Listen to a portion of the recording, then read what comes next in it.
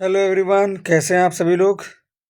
आज हम लोग यूक्लिड डिवीजन एल्गोरिथम से इन दो नंबर का एचसीएफ निकालेंगे। एचसीएफ निकालने के लिए आपने एक मेथड पढ़ा होगा डिवीजन वाला। जैसे कि मान लो मुझे 12 और 18 का एचसीएफ बताना है, तो हम लोग क्या करते थे कि 12 और 18 को ऐसे लिखते थे। 12 वन जा 12, 6 बचा। फिर यहाँ पर लगा दिया इसको, तो इसको फिर से अंदर डाल दिया, तो 6 टू जा 12 और 6 ने इसको पूरा काट दिया। तो हम लोग कह देते थे कि इन दोनों का एचसीएफ 6 आएगा। ये वाला मेथड याद है ना। बस इसी को थोड़ा सा चेंज करके यहाँ पर लिख देंगे, तो वो हमारा यूक्लिड डिवीजन मेथड बन जाएगा। ठीक है, चलिए स्टार्ट करते हैं।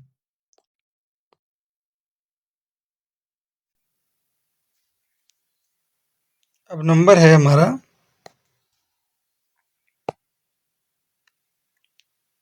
135 और 225। इसको डिवाइड कर लो। 135 225, ये 1 टाइम जाएगा 135। सब्ट्रैक्ट करोगे 0 आएगा। 12 से 3 गया तो 9 आएगा। फिर से यहाँ लगा लो, 135 को अंदर डाल दो, 90 बन जाए 90। यहाँ बचा 5 और 13 से 9 गया तो 4। अब यहाँ लगा लो, 90 को अंदर करो, 2 जा 90। एचसीएफ कितना आएगा 40, 45।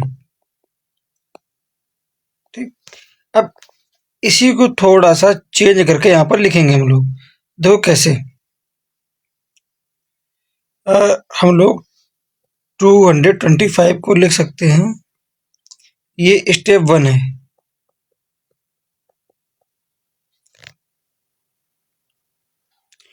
225 को लिख सकते हैं 135,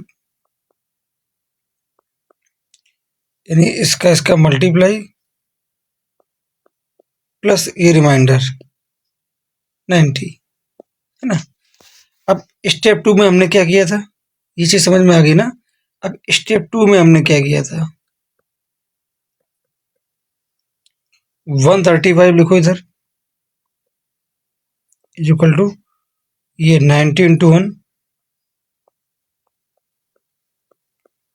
प्लस ये रिमाइंडर 45। स्टेप 3 में हमने क्या किया था कि इसका इसका मल्टीप्लाई किया था, यानी 90 निकाला था, इन दोनों का मल्टीप्लाई किया 45 इंटू 2, रिमाइंडर कुछ नहीं तो 0। जब तक रिमाइंडर 0 ना आए तब तक हमको ये चीज करते रहना है ना। तो किस नंबर ने इसको पूरा डिवाइड किया, 45 ने। तो हम लोग लिखेंगे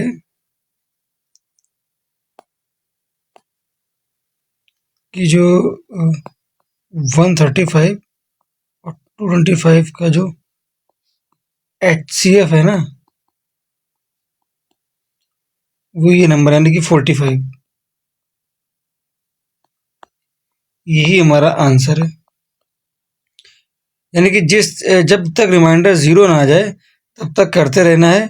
जब रिमाइंडर एक बार 0 आ गया तो जो नंबर इसको पूरा डिवाइड कर देता है ना, तो वही एचसीएफ होता है। 45 इस नंबर को पूरा डिवाइड करे 2 टाइम्स में, तो जिस नंबर ने 90 को डिवाइड कर दिया पूरा पूरा, वही आंसर होता है। तो यदि दो संख्याओं का एचसीएफ 12 और एलसीएम 180 है, तो उनका प्रोडक्ट निकालो।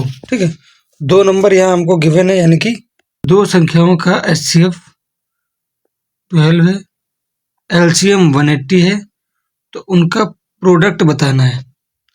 हमको यहाँ पर एचसीएफ पता है, एचसीएफ जो है वो 12 है और एलसीएम 180 है, और हमको उन नंबरों का प्रोडक्ट बताना है। ठीक है, तो एक फार्मूला होता है LCM into HCF is equal to product of numbers. LCM कितना है 12, सॉरी एलसीएम 180 है और सॉरी हाँ एचसीएफ 12 है।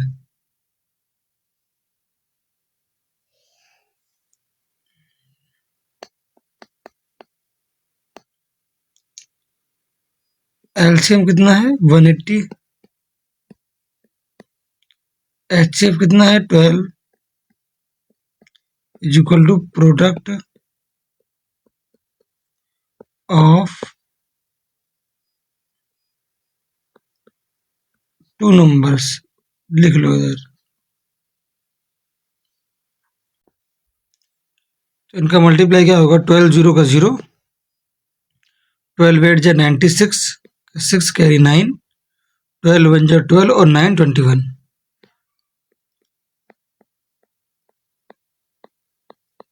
Product of two numbers. तो 2160 जो है हमारा इसका आंसर हो जाएगा। ये हमारा आंसर है।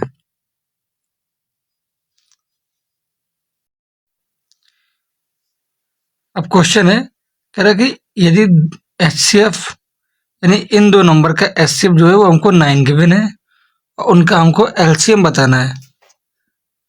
तो फार्मूला होता है LCM into HCF is equal to product of numbers ना। तो एलसीएम कितना है हमारा निकालना है, तो एलसीएम निकालना है तो उसको लिख लो एलसीएम इंटू एचसीएफ पता है 9 है। अब प्रोडक्ट ऑफ नंबर यानी इनका मल्टीप्लाई करके लिख दो 306 एंड 657। ठीक है, हमको एलसीएम निकालना है तो ये 9 इधर मल्टीप्लाई में है तो इधर किस में आएगा डिवाइड में। तो LCM is equal to 306 657 divide by 9।